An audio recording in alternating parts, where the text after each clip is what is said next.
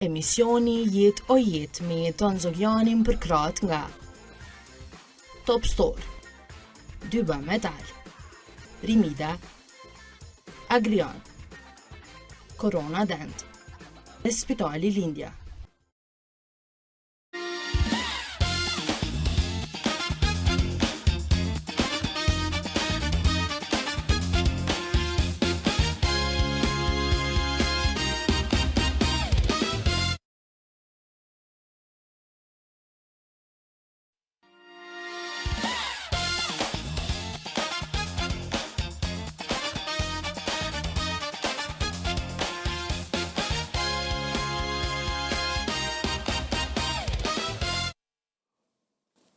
Mirë Rama me që për i këthejmë prapë me emisionin Jetë o Jetë, e si fillim, normalisht e bëna një përshkrim të situatës, çka ndodhe, çka lam pas gjatë kësaj jave.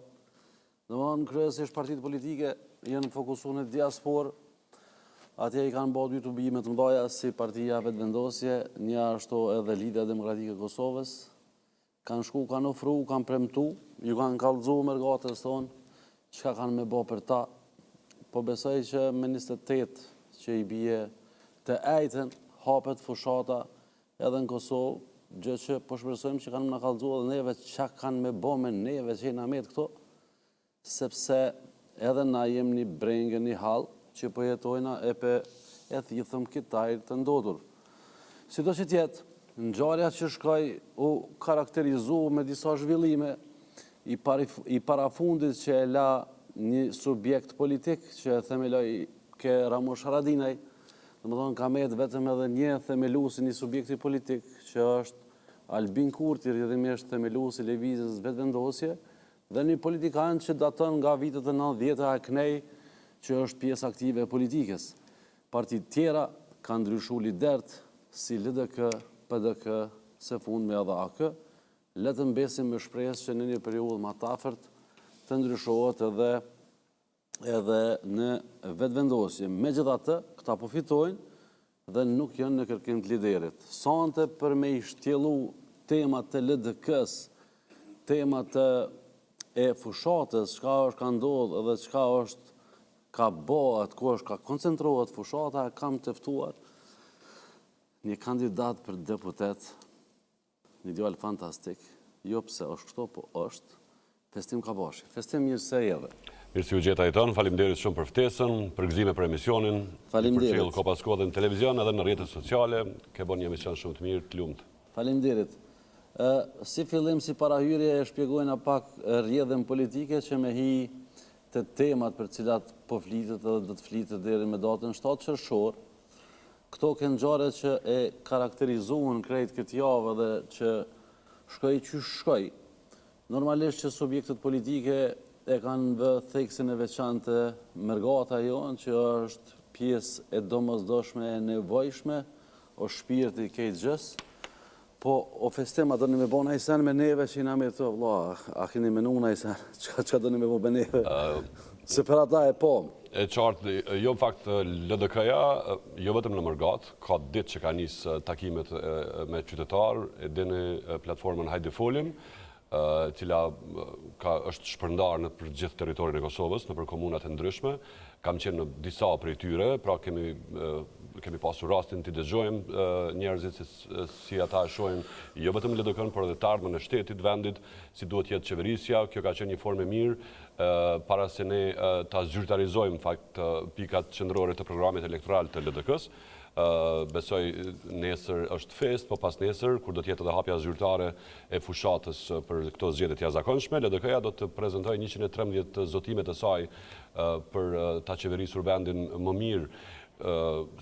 Unë po them për ta qeverisur vendin më mirë, në fakt vendi nuk është qeverisur fare thuajse gjatë kësaj periudhe, kështu që më mirë them për ta pasur, për ta bërë një qeveri të vërtetë në Kosovë pas zgjedhjeve të 7 qershorit.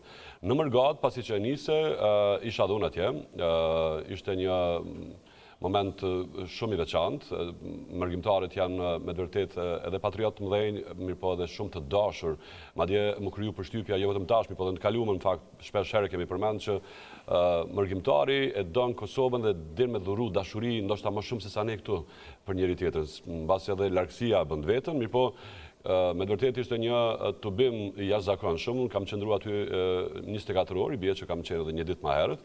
Kam pas rastin me taku edhe grupe më të ngushta të bashkëdhetarëve tanë që jetojnë në Zvicër, në Zyrich kryesisht.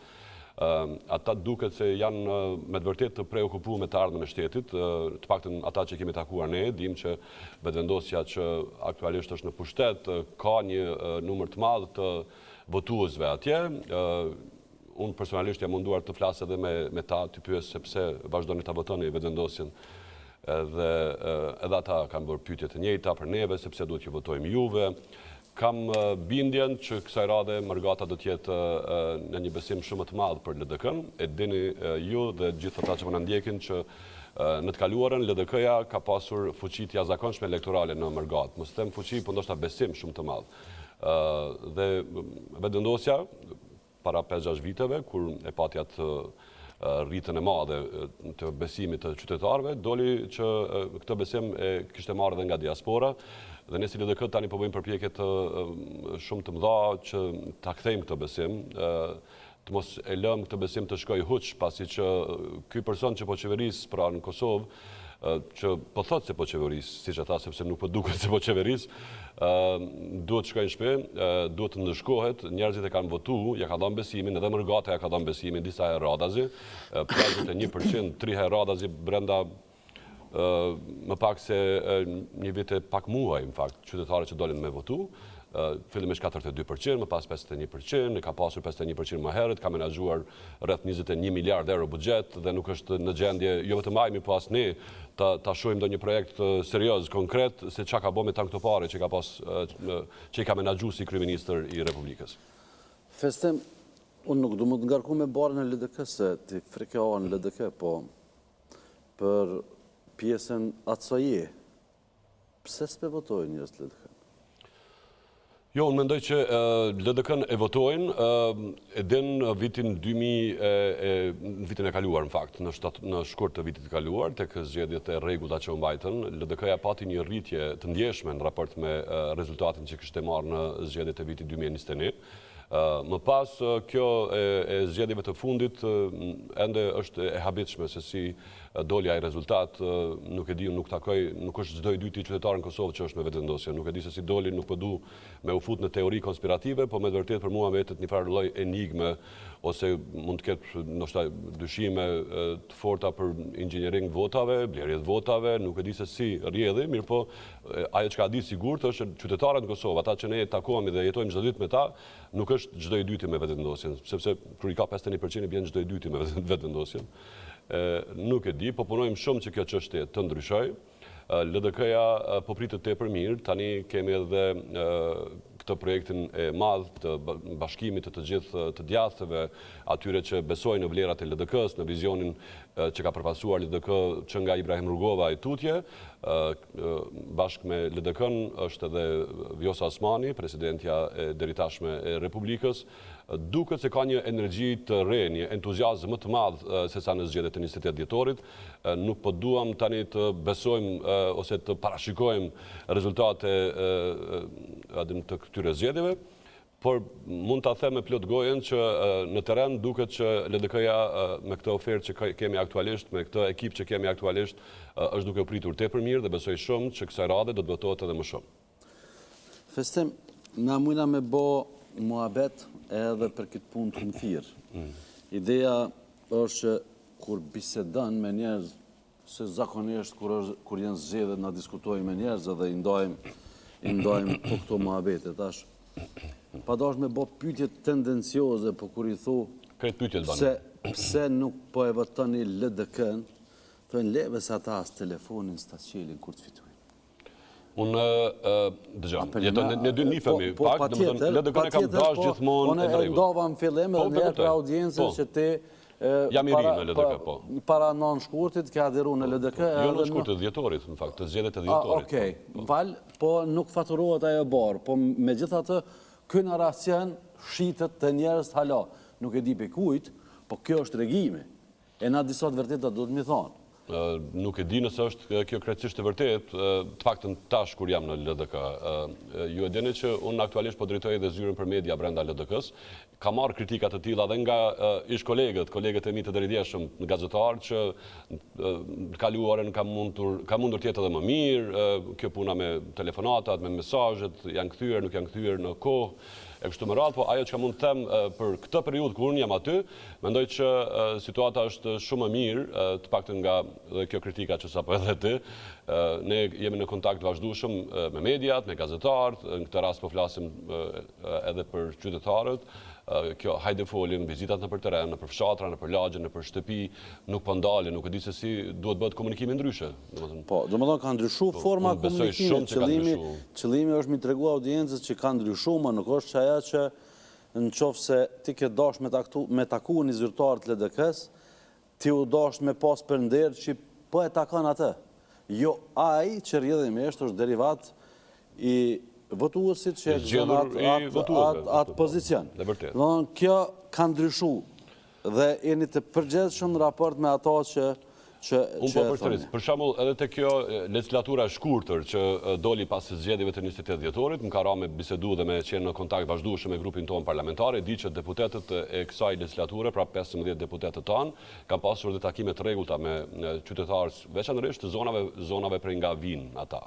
Njëherë një javë i kanë pritur tek zyret e tyre, ose kanë shkuar në për komunat ku janë ftuar, thash me mediat, besoj që është komunikim shumë i mirë, një komunikim më i gjerë me gjitha mediat, jo vetëm ndonjë media specifike, por jemi munduar që t'jemi prezent në për gjitha mediat, qoftë ato mediat më tradicionale që kanë qenë fillimisht dikur dhe për të vazhduar edhe tek këto mediat tjera, ose edhe tek portalet, tek gjithë gazetarët, pra që kanë pasur interesim që të kenë një informacion ose një komunikim me zyrtarët e LDK-s e kanë gjetë këtë. Kurse së fundi, unë dhe plot të tjerë, në fakt aty kemi insistuar në vazhdimsi pikërisht për këtë çështje që të flitet më shumë me njerëz, sepse duket se diçka nuk funksionante. Domethënë gjitha studiet televizive në zgjedhjet e kaluara, besoj pajtohesh, e kanë deklaruar që LDK-ja e ka ekipin më të mirë, e ka programin më të mirë, por nuk ja dolim të marrim një rezultat mjaftueshëm të mirë për ta qeverisur vendin, domethënë. Dhe kështu që kjo hajde folim këto takimet me qytetarë që po ndodhin, që po vazhdojnë edhe aktualisht ku jemi tani, kandidati im për kryeministër, kryetari i LDK-s është në terren, kandidatja për president është në terren, kandidatët për deputet gjithashtu janë në terren, po flasin në vazhdimsi, jo vetëm ta gjatë fushatës, e dini që kjo periudhë ka një muaj thuajse që ka nisë brenda LDK-s.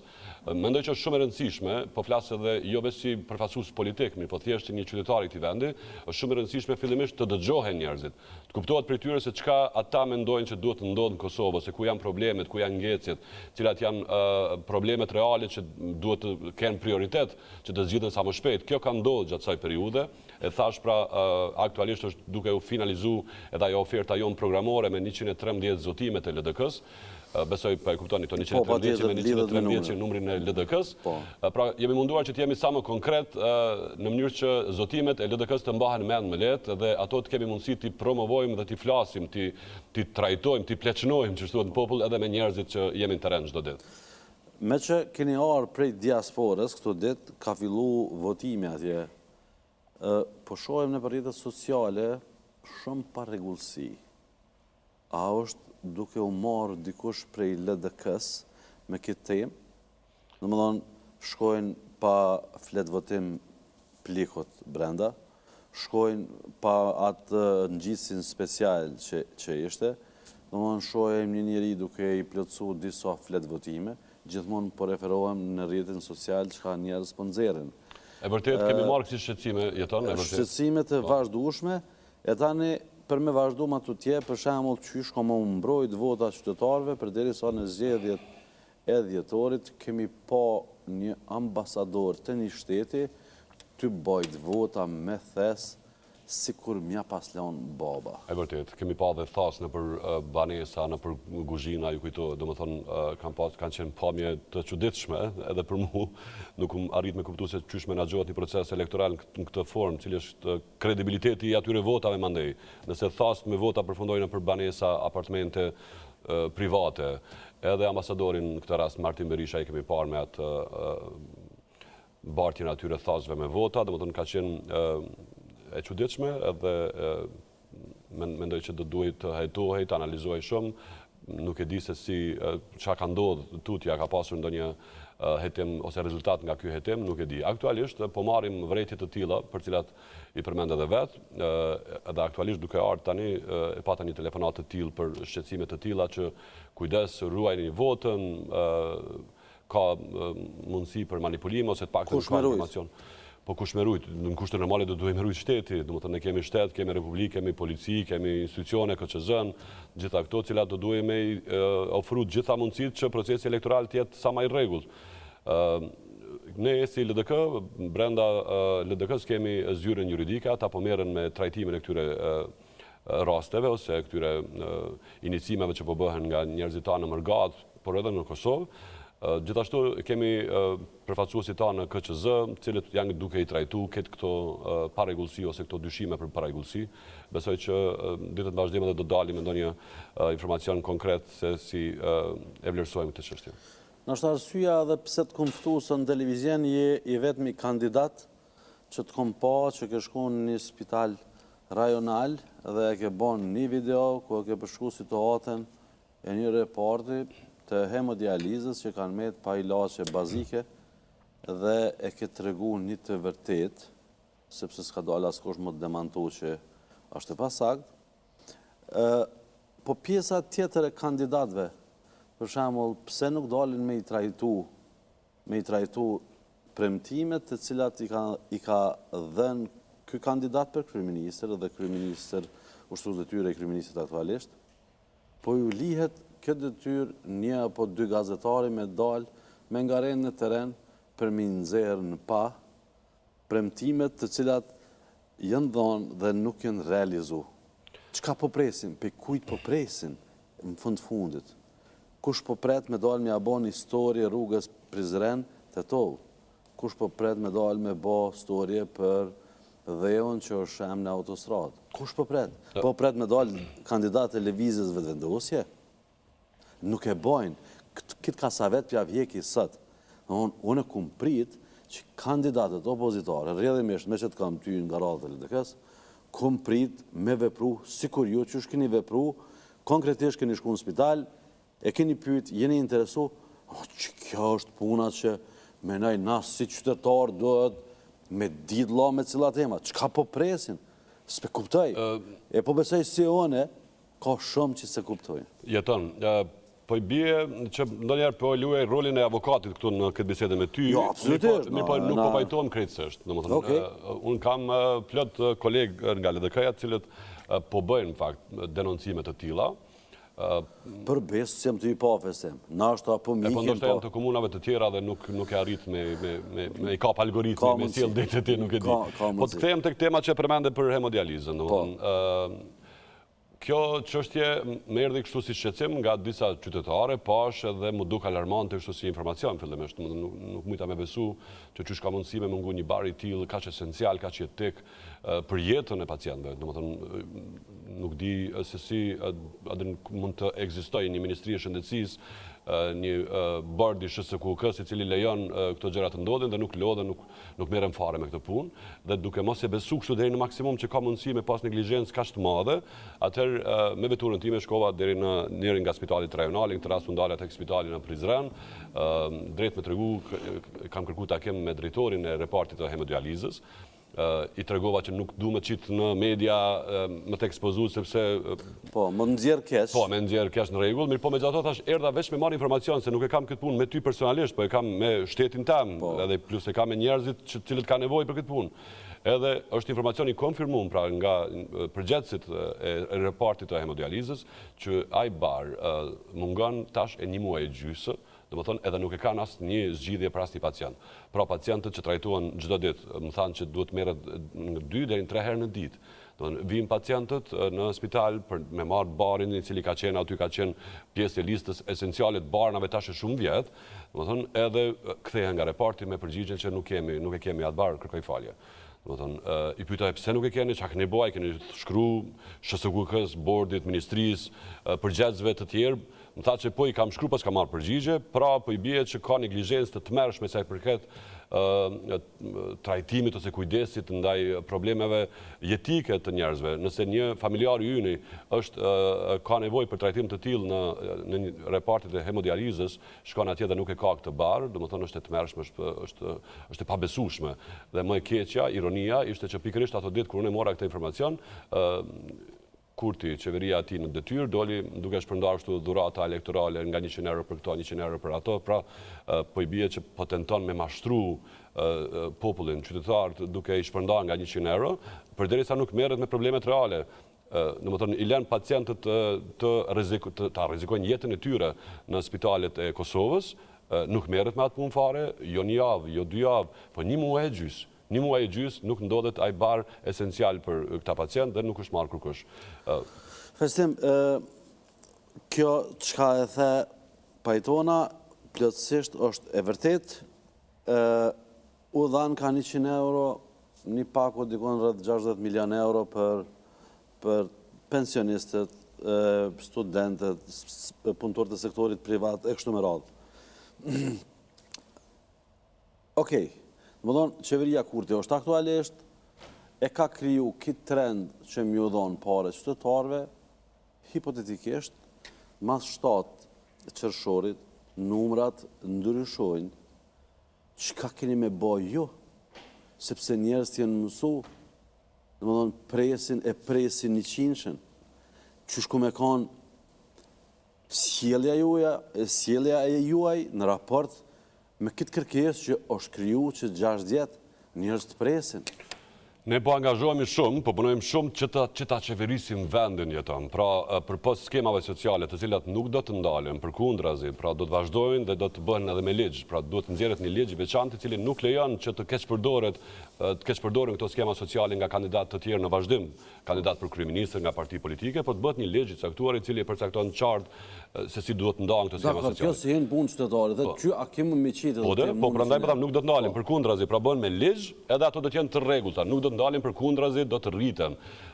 Por çka do të bëjmë ne është që ne do të bëjmë edhe projekte, domethënë prandaj thash më parë përmenda 113 zotimet janë projekte konkrete, janë investime serioze kapitale në për shumicën në për gjithë sektorët. Në fakt, ky vend është braktisur nga qeverisja, tash 6 vite, nuk është qeverisur fare, krejt çka ka bërë ky kryeministër me gjas nuk po din me qeverisa, nuk e di. Festim, edhe më dhonë pore qytetarëve ty nejt, edhe me marru në autostradë, na e dim që ky shtet s'ka kapacitet. Po mos harrojmë që për shembull 1 miliard euro buxhet kanë importuar vetëm rrymë, domethënë nuk kanë bërë asnjë zero investim në kapacitete të reja energjetike në vend. Pra po i bie që nuk ka shtet këtu që qeveris me vendin, por veç kanë shpërndar pare, kanë mbledh rrymë, domethënë nuk ka asnjë investim serioz as në prodhimtari, as në përkrahje të bizneseve, nuk ka asnjë investim serioz në shëndetësi, falem më herët gjendjen alarmante vetëm në njërin nga repartet, sepse situata e njëjtë është në shumicën e reparteve të tjera. Mos flasim andej tek arsimi, ju kujtohet besoj vetëvendosja të kaluar sa shumë ka folur për arsimin, reformën e arsim, PISA, jemi dobët, jemi të fundit, të ku jemi tash, domethënë pas 6 vitesh jemi të fundit. Jemi vendi më i varfër në Evropë, i dytë në duket u lavdru ministri e Kuran Moratit, tani kemi kalu ta Moldavin, do më thënë, qëfar suksesi? Në fakt, kryeministri tha jemi kanë shumë të varfër, tani jemi të varfër.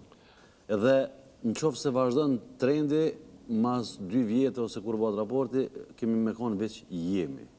Do më thëmë, po shkojmë të avancu shtu, gradualisht, gjitha 6 vjetë, i bie që me mbri shtetet e Evropës diku mas 150 vjetë, 200 vjetë, kjo është ajo që po flasim jeton. Pra këtu po mungon qeverisja, po mungon vizioni, nuk ka program. Kemi një kryeministër dhe një qeveri në detyrë aktualisht, të cilët duket se nuk kanë program, nuk po din me qeverisë. Do më thonë, krejt që ka po bëjmë, po shpërndajmë pare, do më thonë, po shpërndajmë pare, ka 100 euro, gjithë 3 muaj, nëse kemi zgjedhje shpesh, po duket që po shpërndajmë më shpesh, mos ta kalojmë këtë farë pjesën e shpërndarjes parave, kështu kaq pa një vëmendje më të madhe, pasi që po duket se Kurti nuk po lodhet më hiç që po shihet ta shiçare që po don me korruptu një proces elektoral. Si ka mundësi një qeveri në detyrë 2 javë para zgjedhjeve, me marrë vendim vetë si qeveri në detyrë, me shpërnda kaq miliona euro në për Kosovë, në për gjitha kategoritë të ndryshme me nga 100 euro, pra në prag të zgjedhjeve, nëse do t'ishte e mirëqen, pra, domethënë në rregull kjo punë që po dojmë shpërnda, pse s'pe lën pas zgjedhjeve. Se tash qershore, mundesh me lën korrekt. Qysh ku me bë edhe një herë për audiencën, qysh ku me bë LDK-ja që të punë? Se kjo është pyetja që njerëzit e shtrojnë, sepse të na hala nuk besojnë në shtet. Thonë, anane, okej, pedina që keq, po ma mirë pak se heq, ose në zhargonin popullor, pe bërgjlist keq bishtin e sakisës. Çka keni mi thonë jo? A keni mi thonë që kena me bo me leqë do, s'kena mi avnal, kena mi mbështet. Po, e thash, në fakt, domethënë kjo çështja e skemave sociale, domethënë është e mirë, pra mirë që ka ndodhur, mirë që po përkrahen fëmijët, studentët, shumë mirë, është njëri prej pikave të mira që ka ndodhur, që ka nisur pra kjo procedurë ose kjo metodë. Mirë, po çfarë po mungon? Pra është keqpërdorimi i këtyre skemave sociale. Koha. Po flasim 2 javë para zgjedhjeve, vendos vetë me qeverinë e tij në detyrë, domethënë me shpërnda këto para që i bie, po i shpërndan 2 javë para zgjedhjeve për të marrë rezultat nga kjo shpërndarje. Domethënë kjo është e keqe, kjo është korrupsion elektoral, duhet ta themi trosh, mos na vi turp. Domethënë gjithë ne jetojmë në Kosovë, dimë çmimet ekstrem të larta në tregun e Kosovës dhe e dimë se sa të mundimshme kanë qytetarët e vendit për ta tejkaluar muaj në fakt, vetëm për sportin, për si sportin bazike të produkteve. Dhe shpërndarja këtyre mjeteve kështu 1 javë, 2 javë para zgjedhjeve është e tmerrshme, ju kujtohet juve besoj, vetë Kurti dhe vetëvendosja të kaluarën, kur qeveritë e kaluara i kanë rritur pagat, jo 2 javë para zgjedhjeve, po 5-6 muaj ose 1 vjet para zgjedhjeve, i ka quajtur korrupsion elektoral, ka thënë po i blen votat, po i blen qytetarët përmes rritjes pagave, ky po i shpërndan direkt nga 100 euro, domethënë thjesht dhurata elektorale 2 javë para zgjedhjeve dhe askush po çon kokën, besa asaj vet, s'po lodhet për këtë punë hesh. Domethënë po i shpërndan ka 100 euro, në rregull jemi, njerëzit po shpreson ai që e votojnë, unë besoj shumë që qytetarët e vendit nuk korruptohen, dhe aq më pak që e kanë pa që ja kanë dhënë besimin këtij njeriu, 6 vite radhazi e pat mundësinë e menaxhoi tërë ato para të shtetit, pra 21 miliard euro buxhet, nuk e ka bë asnjë projekt serioz Kosovë. I kemi kritikuar gjithë besoj edhe ti bashkë me neve, edhe si gazetar kur kam qenë, edhe qeveritë e kaluara për dështime ose për degradime në ndonjë sektor, por megjithatë, nga këndvështrimi sotëm po duket që ata megjithatë kanë bërë diçka. Sot Republika jon ka autostrada, ka shkolla, objekte të mira, ka rrugë, besa ka shtet fillimisht, ka ushtri, ka polici, i ka të gjitha dhe Albin Kurti del e fyen edhe në për televizione nacionale thotë që e ka gjetë Kosovën në Bodrum, kështu të mbushur me ujë, si e tha ditë. Po ajo edhe vetë ai që thotë nuk e beson atë gjë, po çka po më intereson me që jena të investimet, të kjo çka po thuhet dhe çka po trumpetohet gjatë gjithë kohës. Me që jeni aktivisht i angazhuar në politikë, a keni ndonjë informacion çka është ka ndodhur me autostradën e Gjilanit? A keni ndonjë informacion sakt? Informacion saktë kemi që s'po bëhet kjo autostradë e Gjilanit. Domethënë kam qenë në Gjilan vetë gjatë kësaj kohe, di që qytetarët e Gjilanit shqetësimin kryesor e kanë pikërisht këtë autostradë. Domethënë ju ka ra besoj me udhëtu gjatë kësaj kohe, keni pa është të tmerrshme, është bëhet tmerrshme. Rruga për Gjilan nuk quhet rruga vdekjes. Po fiks, edhe ata përmendën, besoj. Të njëjtën fjalim thanë. Domethënë ne e quajmë këtë rruga vdekjes sepse ka tepër shumë pengesa në rrugë, ka tani ndërtime që kanë nisur t'i bëhen për këtë autostradë, i kanë lënë ashtu si i kanë lënë, rrugët e vjetra janë rruga Prishtinë-Gjilan aktualisht është në kohën kur Kosova ka pas vetëm rrugë magjistrale, pas luftës më njëherë, në atë gjendje është, pra s'ka asnjë përmirësim. E kemi dëgjuar Kurtin, ministrat e tij që kanë thënë po e bëjmë këtë vit, po e bëjmë atë vit, s'ka asnjë investim fare. Aty domethënë ka lënë në gjysmë, nuk dihet fati i asaj autostrade, pra për këtë po flasun. Kemi pra qëtë qeveri që nuk po dirë me qeveris, këtë që po bëjmë që po shpërndam pare dhe me këtë pozicionan ose po mundohet që thjesht ta mbroj rezultatin që ka pas në zgjedhjet e fundit. Besoj shumë që qytetarët e vendit kanë me ndëshku kësaj rade. Kërkosh nuk e din çka ndodh, a janë mjetet e ndame, të alokume për atë rruga, po ka shihet në dritë në fund tunelit çka ndodh. Nuk kam ndonjë informacion konkret se deri ku ka mbri pjesa e procedurave sa i përket autostradës, jo, masi vetë që përmendëm me të vërtetë, domethënë ka shqetësim serioz të vazhdueshëm, domethënë shqetësimi serioz kryesor i qytetarëve të Gjilanit, jo vetëm Gjilanit, besa të Rana Marravës, andej pikërisht për këtë rrugë, sepse sot për me shku në Gjilan duhet bësh 1 orë, 1 orë e gjys, thuaj se po shkon në ndonjë shtet tjetër, domethënë e autostrada do ta zvoglon te këtë rrugë 20 minuta, domethënë ka 5 vjet sa ka nis këtë farë projekti edhe s'është kërkon. Festim, kjo qeveri ka filluar me apliku e para qeveri shtesat për fëmijë. Shtesat për fëmijë është secili debat që të fillon me debatu, thonë na i kena bo shtesat për fëmijë. Sipas statistikave që ne i posedojmë, domethënë nga viti 2020 deri në vitin 2024, trendi natalitetit në Kosovë është në rënje me një numër dikon të 420 fëmijë me pak. Dhe trendi jashtë Kosovës që i bie në diasporë është dikon 3500 fëmijë më shumë. Pse s'ka rezultu me sukses që ky benefit që ju ka ofru fëmijëve që të rritet nataliteti, po të ndodhe kundërta të bie nataliteti edhe pas shtesa? Tash kjo puna e natalitetit besoj është një temë kështu pak më shumë sociologjike, domethënë duhet të analizohet nga ai term. Edhe rritja ose futja në fuqi e këtij vendimi për mju ndo shtesa fëmijëve është vendim politik. Po tash, domethënë është temë që i takon të trajtimit sociologjik, po edhe ekonomik. Pra nëse një familje sot po e shef se si po i rrisin fëmijët këtu, është e vështirë, kur gjë nuk është më shumë e lehtë. Domethënë edhe me çu në shkollë kushton shtrajt, edhe me ushqy në shtëpi besa po kushton shtrajt, edhe me u vesh, me u mbath, me çu në kop shtrajt. Gjithçka, çmimet janë shumë të shtrajta dhe njerëzit po e kuptojnë që nuk mund t'ja dalin dot. Në të kaluarën ka qenë tjetër sistem kur familjet kanë pasur shumë më shumë fëmijë. Po funksionojnë, domethënë janë pak. Nuk duket, po nuk mjafton 10 euro, 20 euro ti nëse paguan një fëmijë, po çka blen ai me 10 euro, domethënë. Po ta nxjehin, po thonë ai kena bë. Po me nxjehin mirë, po nuk bën kurrë, nuk ndihmon kur gjoja aktualisht. Prandaj po them që këto skema duhet bën me ligj. Pra duhet analizohet gjithçka, domethënë mënyra se si funksionojnë familjet, sa para i duhet, cila është nevoja, cilat janë mundësitë e shtetit për ta plotësuar këtë nevojë, ku mund të ndërhyjnë diku tjetër, qoftë në pagesat e qerdheve në shkolla apo diçka kësaj për t'ia lehtësuar familjeve që të kenë mundësi edhe për me rrit natalitetin, mos i veç po flasim këtu, mirë po edhe besabes edhe për me ndal ikjen nga vendi. Jemi dëshmitar, thuaj se muaj nuk kalon pa lëshuar vendin qindra mijëra tri nga Kosova, po ikin nga ky vend për shkak të mungesës së perspektivës. Nuk po dinë se si të funksionojnë, se si të kyçen.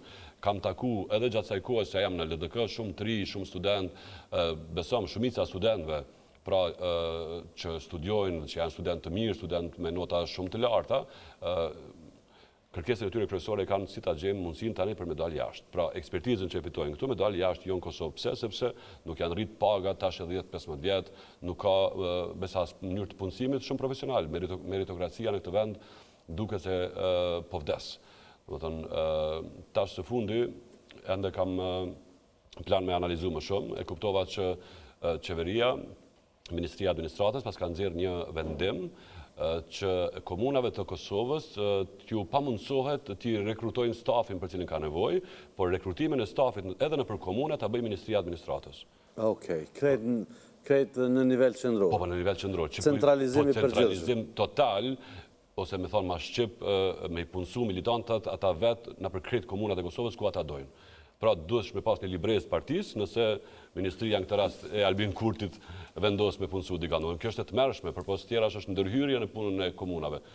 Thash, du me analizu pak ma shumë, se mora vetëm si informacion sot në mëngjes këtë çështje, më thanë që është vendimi fundit, më duket para 2-3 ditë ka dalë. Nëse është kështu, mendoj që duhet të parandalohet një situatë e tillë, duhet dërgohet në gjykatë kushtetuese, sepse ndër të tjera besoj që është edhe shkelje kushtetuese. Nuk mundesh ti me marr kompetencën e rekrutimit të stafit komunave të Kosovës, ku do qofshin ato, në Dragash, në Gjakov, domethënë ministria prej këtu me punësu njerëz atje. Do është e tmerrshme. Mundet, ka mundësi, nuk pe kontestojmë, o festim të erdhen politik prej gazetari, sa ma let nga gazetari janë politikë. Gazetarinë e kam dashur shumë dorën zemrën, domethënë kam hyrë si fëmijë në media, domethënë kam pas 18 vjet kur kam nisur punën me një pas luftës. Në fakt para 18 vjet e kam punuar pak në radio, do emisione për tri kështu në Prizren, e më pas në televizion nga mosha 18 vjeçare, veç kur kam qenë në studime. Kam dashur shumë gazetarinë, dua edhe sot shumë. Në politikë është ndryshe, për shembull, më i me tregu një detaj që si gazetar, si moderator, nuk e kam pas hiç problem me hyrë në studio, me qenë live ka jo një orë, po 5 orë, 6 orë, pas një përgatitje, domethënë sepse kryesisht ki pas me bë pyetje. E në politik, në të rast janë tjetër e medaljes, kime dhënë përgjigje. Po, kime dhënë përgjigje për pyetje jo të mira. Po, sakt, kështu që është një farë dallimi, po përbes e di që më i me tingëllu patetik, po me të vërtet kam vendos me hymë politik duke e pa çka ka bo Albin Kurti dhe vetëvendosje. Unë kam qenë së fundi para se të hyjë në politik, besoj të kujtohet, kam qenë drejtor të RTK-ja, drejtori i televizionit. E kam pas me shumë përkushtim, jam angazhu tepër shumë që me nxjerrë një program më të mirë, me përmirësu pak programin e RTK-s, me i dhanë mundësi të rive, me pas më shumë meritokraci brenda RTK-s, por kam pasur rastin gjatë asaj kohe me menaxhu pikërisht me pushtetin e vetëvendosjes, kur erdhën këta, qasja e tyre, kam pa nga afër se çka ata menojnë dhe çka ata synojnë. Në të kaluarën, vetëvendosje, neve si gazetar, pra kur ka qenë vetëvendosja në opozit, na ka përkrahur shumë, domethënë ka lëshuar dhe komunikata për media për mbështetje të gazetarëve, të redaktorëve të RTK-s. Në vitin 2015 kemi pas për shembull një protestë, më kujtohet brenda RTK-s, në atë kohë protestë kundër kapjes së RTK-s nga PDK-ja. Kemi pas protestë, 12 redaktorë brenda RTK-s dhe në atë kohë vetëvendosja ka dalë me mbështetje publike, besabes dikur pa të ardhur dhe vetë me protesta para RTK-s. Fizikisht. Po, domethënë për atë kohë pra ne kemi qenë një lloj heronjë të tyre, pra që po duam ta shpëtojmë median e lirë, median e publike që ka qenë e mirë, pra ne të paktën unë kam besuar që ndoshta këta kur të vinë mund ta bëjnë ndryshe. Prandaj ta zhgënjimi ka qenë shumë i madh, kur vetëvendosja jo që kanë vazhduar njëjtë, por kanë qenë shumë më të këqij se ata përpara tyre. A është të punuar RTK hala? Është të punu dhe ka staf të jashtëzakonshëm brenda jeton, janë punëtor të mirë shumë, gazetarë, redaktorë shumë të mirë, po fatkeqësisht nuk po udhëhiqet siç duhet. Kjo qeveri ose ky kuvend, pra kjo shumicë parlamentare që udhëhiqet nga vetëvendosje, ka lënë RTK-n pa buxhet. Aktualisht në këtë muaj, siç kam informacion, duket se punëtorët do të mbesin pa paga prapë. Prapë? Po prapë, sërish. Domethënë, kjo s'ka ndodhur në histori të RTK-s. Domethënë, RTK-ja funksionon që 25 vite, 6 vite. Mirë, po unë po mendoj që janë të kënaqur sepse rezultati në zgjedhje po del po, ashtu po bjen. Po del në favor të asaj që i kalon paroga. Nuk ka rëndësi kjo pjesë, mbetet me u pa qysh ata kanë me zgjidh këtë problem. Festim, ju garoni me numrin 41, si që ndjihet në popull, rrallë në kush i the 21. Mirë që e përmena se kështë harru dhe po harroj shpesh me përmena këtë. Ja, ma, se harrajone që të punë e kam. Kjo pyetje është klishe, po me gjithatë duhet bë. Cilat janë synimet tuaja, qoftë se jo, i merrni votat dhe futeni në kuvend. Çka është qëllimi vëlla? Angazhimi për llogaridhënie, për transparencë, për qeverisje të vendit, për me dhënë përgjegjësi para çdo qytetari për secilin prej temave. Partia vëlla. Po besoj që po LDK-ja dëgjoj jeton. LDK-ja gjithmonë është shu për një parti normale, serioze. Po shtet këtë çështu po thonë në fesem. Pa kime kanë zotë që kemi dhënë, gambe se unë qëta qytetarë më kanë votu. Po që ty ne po do më jap kajt hallën me vëlla. Në LDK, nëse për kurrë tjetër për demokraci nuk hekem. Domethënë LDK gjithmonë ka qenë dhe edhe sot është mundësia për me reagu, për me kundërshtu, me dhënë mendim që nuk menon njëjtë. Kjo është edhe arsyeja ndër më të mëdha, ndoshta pse unë sot jam në LDK. Për shkak se kam gjetë dhe e kam njohur edhe nga jashtë, por kur e kam menduar që me u kyç në politik, nuk kam pas asnjë alternativë tjetër përpos LDK-s, ndër të tjera pikërisht për shkak të kësaj. Pra që LDK-ja është parti normale, parti serioze, institucionaliste, i cili respekton mendimin e secilit, edhe kritikën publike madje. Jeni dëshmitar, domethënë deputet ose përfaqësues të LDK-s dalin japin mendime, qoftë edhe kritikuese ndaj dikujt një vendimi të LDK-s. Pra kjo nuk është krejtësisht e njëjtë në partitë e tjera. Jo krejtësisht e njëjtë, por në fakt në shumicën e partive të tjera nuk ndodh fare. Kështu që duke u bazuar nga kjo eksperiencë e LDK-s, besoj shumë që LDK-ja jo që do të më mundsoj, po do të më ndihmoj që ta bëj këtë çështje. Pra angazhimi im kryesor përpos ndihmës ose ekspertizës time në krijimin e ligjeve është për llogaridhënie, për transparencë edhe për qeverisje të mirë për vendin, për ndihmë besabes edhe ndaj gazetarëve, për krahje ndaj demokracisë vendit, ruajtjes së demokracisë. Mos harrojmë që gjatë kësaj kohe demokracia në Kosovë është sulmuar pandal nga ky pushtet. Nëse sulmohen mediat për shembull, sulmohet shtylla e demokracisë.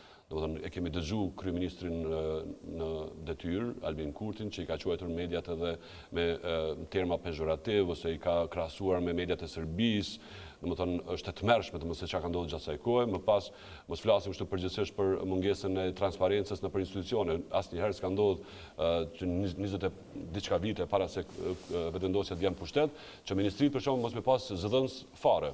A njeh në zëdhënës në Ministrisë Kosovës? Ka qenë një përparim kryezio deri... Po, ai një farë tip zëdhënës si zyrtari për informimin i qeverisë. Po të kaluarën të e marrë se cila ministri ka pas zëdhënësi. E ka pas, po. Dhe ne si gazetar kemi pas mundësi, kemi kërku informacione, po gjithçka pyetjet, informacione, dokumentet. Pra që kjo është transparenca, domethënë mediat janë ura lidhëse mes qytetarëve dhe pushtetit, mes atij pra që menaxhon paranë e qytetarëve. Për këtë punë, media duhet të marrin, kërkojnë pyetje, të marrin përgjigje dhe të nxisin pushtetarët që të japin llogari. Ka pasur zero transparencë, asnjëherë s'ka qenë më keq se përket transparencës, nuk ka pasur llogaridhënie për asnjë keq përdorim, mos të harrojmë Kurtin, ne kemi të ftuar nga prokuroria speciale për me dhënë dëshmi, nuk ka shku me dëshmu për kundrazi, ka lujt hajgare me ta. Domethënë ka lujt hajgare publikisht, kryeministri i vendit ka thënë që unë po guxoj me shku, hajde ju apo guxoni me ardh, çu që theke. Unë guxoj mos me shku, po a guxoni ju me ardh. Po dhe tu kallzu kështu shumë, po tu e sfidu, tu i lip fer, që thonë popull, domethënë prokurorit, domethënë kush kryeministri i vendit. Dhe më pas flasim na këtu për drejtësi, jo besabes është përzi në zgjedhjen e krye prokurorit, ka thonë që ky nuk ban, ky ban, kryeministri i shtetit. Këtë këto lidhen me temat që në fakt e kanë dëmtu që shtash, ose kanë tentu me dëmtu, me lëndu demokracinë, edhe ky do t'jetë njëri prej angazhimeve të mia kyçe, angazhimi për mbrojtjen e demokracisë, për krahjen e medjave, transparencën ose llogaridhënien ndaj atyre që qeverisin vendin dhe normalisht komunikimin e vazhdueshëm me qytetarët, me mbajtja ata sa më afër vendimeve që ata që qeverisin i marrin për vendin. Festim, po e zemi që jemi në fushat edhe kjo që keni fillu si le dhe kë hajde folëm, unë si jetan një marrë mja bo një pytje. Hajde. Pytja është kjo.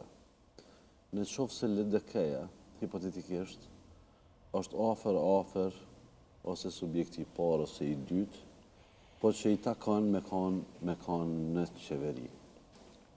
Qka ku me bo, kur LDK i ka kërku dy pozicionet, pozicionin e kryeministrit edhe të presidentes? Nuk je i pari që bëbën këtë pyetje, edhe te hajde folje me kam bo disa herë në për komunat ndryshme, do më ndije që është bo kjo pyetje. Okej, mirë. Po, mirë që e bone, s'ka lidhe, sepse jemi në televizion. Edhe unë, se ka mundësi njerë se kanë dëgju. E para, LDK-ja po garon në këto zgjedhje me dy kandidat, pra zonjën Vjosa Osmani, kandidate për presidente, si dhe zotin Lumir Abdigjiku, kryetarin e LDK-s, kandidat për kryeministër, ndër të tjera për faktin që në vendi ka shkuar në zgjedhje për çështjen e presidentit. Pra tani nuk po kërkojnë vetëm kryeministrin e ardhshëm, por edhe presidentin.